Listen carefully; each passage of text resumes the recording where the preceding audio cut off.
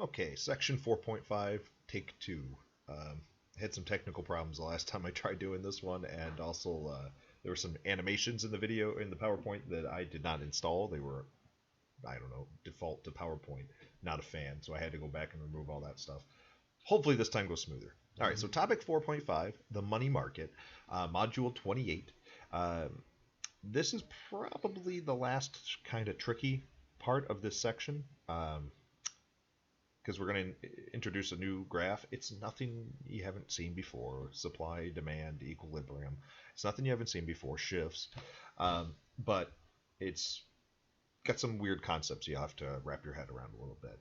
So this is another one like say read the book, go through the Khan Academy videos, watch this lecture series, go through the PowerPoint, and then come back to it on and off, and it'll make sense in a while. So all right, so the money market. Seems weird. So, money market, a market for money. Seems weird since we usually talk about markets in terms of money, like supply and demand and where the price is going to be set in terms of dollars and stuff like that. But in this section, we introduce that money actually has a market too. And now, when I say money, I kind of am meaning liquidity. So, how cash basically, and access to money and access to funds. So that's what we're really talking about here when we say the money market. It's kind of the demand for liquidity, right? The market of liquidity. All right, so think about it. Why might you want to hold on to money when you might, or why and when might you want to invest it? If you have $100 right now in your pocket, and the current interest rate is 1%, and let's say that's 1% over a year, what is your opportunity cost? Well, you have $100, and let's say your next best alternative, let's say your opportunity cost is this investment. Um, you're giving up 1%. That's $1, and let's say it's over a year. So next year you might make $1 on your investment. You're like, well, that's stupid. I'll just hold on to my cash, right? And that's totally logical. That makes sense to me because 1% is not very enticing. It's not a very strong incentive, and so you'll probably hold on to cash, and you will have no desire to invest. If you can understand this concept, you've pretty much gotten this entire section. All right, the opportunity cost of keeping cash. Now let's flip it around. What if the interest rate's 25%? All right, and you don't really need that $100 today. Let's say you don't need to go out and buy groceries or whatever, so you don't really need that $100. And you're like, I've got $100 left over after my paycheck's done, paying all my bills and stuff. What should I do with this $100? Well, if the interest rates right now, you could buy a bond or something with an interest rate of 25%. You're like, woof, I'll do that, right? I'll definitely invest at 25%. 1%, get out of here, but 25%, I'm going to take that investment. So this right here is basically this entire section. If you can kind of grasp this concept, we're going to throw some graphs at it, we'll throw some lines at it, but this is the general gist of it right here. All right, so why do people want money? Why do people want cash? Why do people want liquidity? Why? Why even bother? I mean, if you have 1% interest, that's still 1% more than what you had, right? I mean, that is an opportunity cost. You're giving it up. So if there is an investment opportunity, why not take it at any amount? Any amount of interest. Okay, well, there's reasons why we need liquidity, right? There's reasons why we need to have cash money in our lives.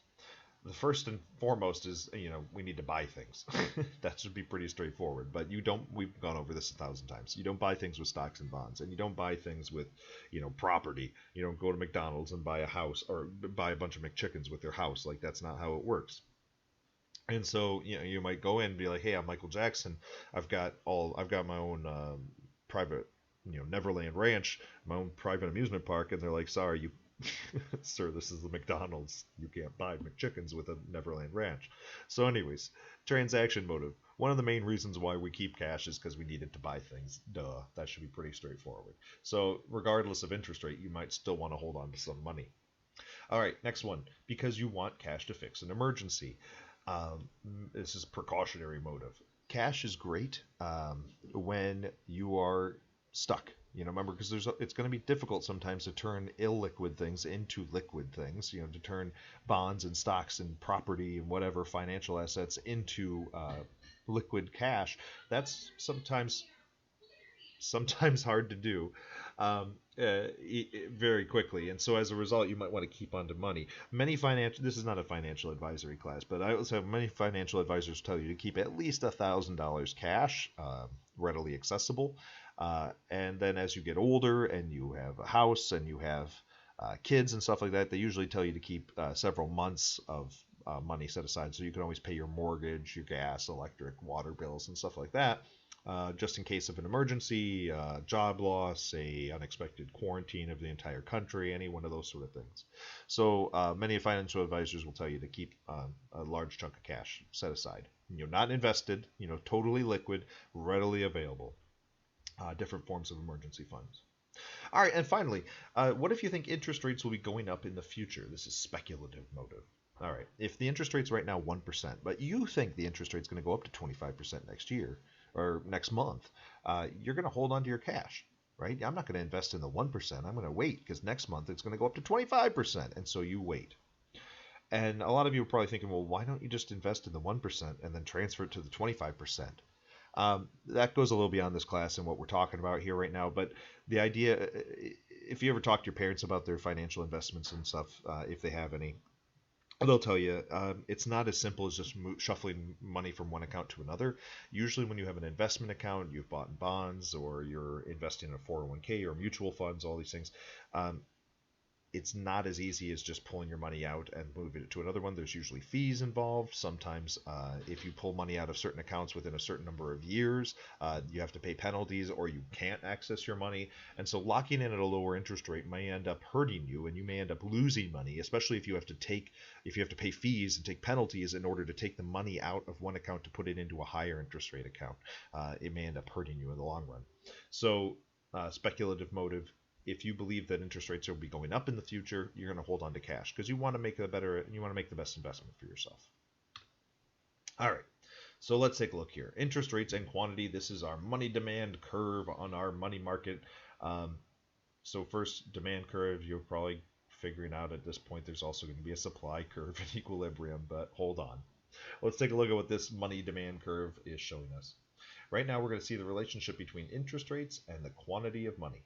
All right, so here's quantity of money, how much money there is, and then interest rates, where the interest rates being offered are. And this is largely going to be controlled by central banks. We'll talk about it later. They'll talk about how they try to set the interest rates, doing different policies. All right, so anyways, the money market is a relationship between these two things.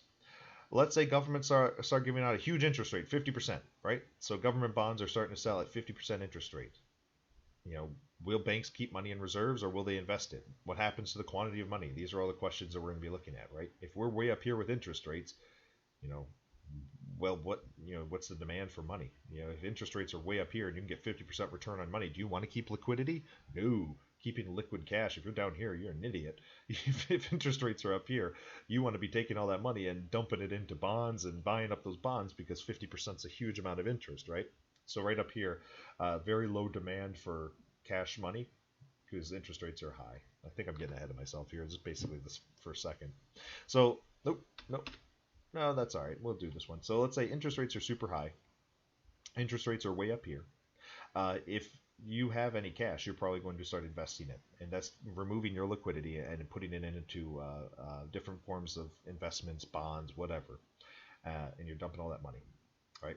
And the quantity of money available, basically, the demand for money is going to go down, right? There's not as much demand for money. We haven't talked about the supply yet, so I don't want to get confused yet. But the demand for money, the cash money, demand for liquidity is decreasing as people are investing more.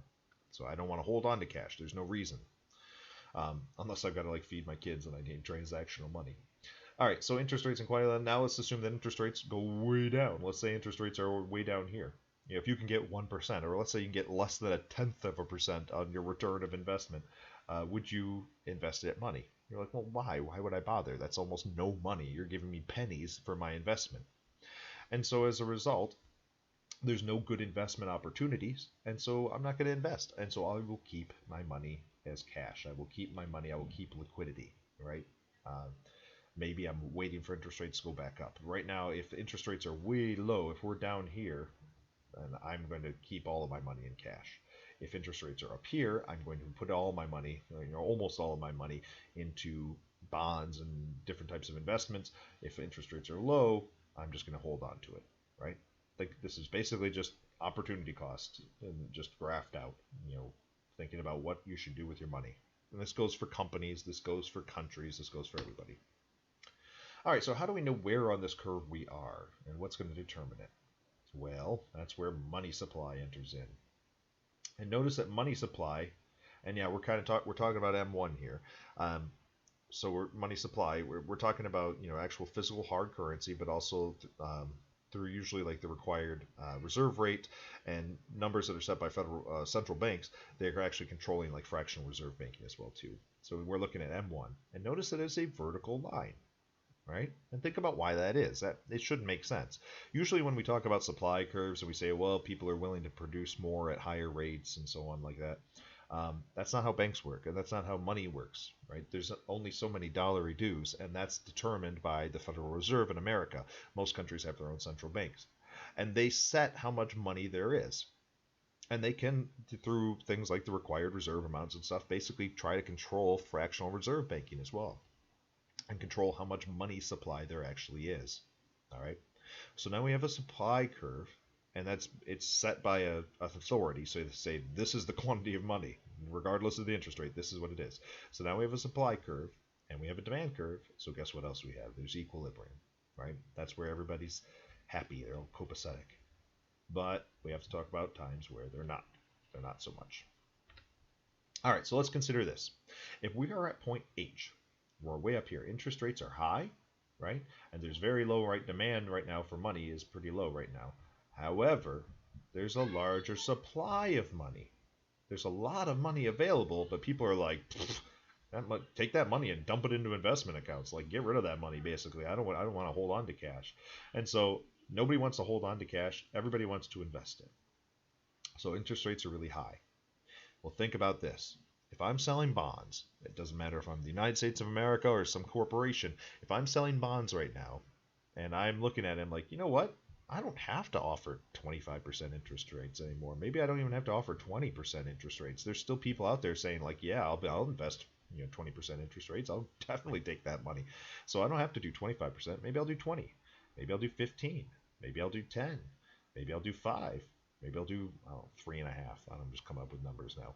And so eventually what they're going to do is they're going to lower interest rates and lower interest rates and lower interest rates and lower interest rates until eventually they find a point where people are like, yeah, that's fine. if you lower the interest rates below that, I'm just going to hold on to my cash. I'm not going to invest it, right? So there's too much money right now. There's a surplus of money essentially out there, and people are going to lower interest rates until we hit that point. Right, until we're happy here at equilibrium, where the money supply and the interest rates equal right at where the demand for money is. So here, interest rates are too high; it'll slide us back down. So the money supply, being larger than the interest rates right now, it'll slide us back down. Hopefully that makes sense so far. I think this will be the last slide for this video before we get into the next concept, which is about shifting and stuff. So if we're at point L, all right. Now there's too little, all right? There's too little money, and the interest rates are way too low. People are like, I don't want to do any investments or anything like that. I want cash, cash, cash. And here, actually, if we're at point L, we probably have some big economic problems because here there's not enough money for people to probably even do transactions. There's not enough money supply available. That's not a good situation they're in. That's kind of like back when we had the gold standard and the silver standard, and some people like literally did not have money. So that's not good. There's a huge demand for money, but not a very, the supply of money is not pacing with it. Now, should the Federal Reserve just mass produce a whole bunch of dollary dues and put bunches of bills out there until we're at L? I mean, that is one option. But most economists will say no. What should happen is that they should keep this rate right here, and that different organizations should basically say like, hey, I'll give you options to invest your money. I'll give you options, and we'll start increasing interest rates. We'll go from 1% interest to 2% interest to 3% interest to 3.5% interest, and then hopefully what's going to happen is that our demand will eat supply right here, and everybody will be happy. Instead of increasing the amount of dollars, this would probably be a dangerous situation. So anyways, if you want to raise money for your company, if you want to raise money for your country, if you want to sell bonds or whatever, you have to raise your interest rates here until the demand for money is right here at the money supply. And that's where we'll end that one. We'll talk about shifts in the money demand curve next video.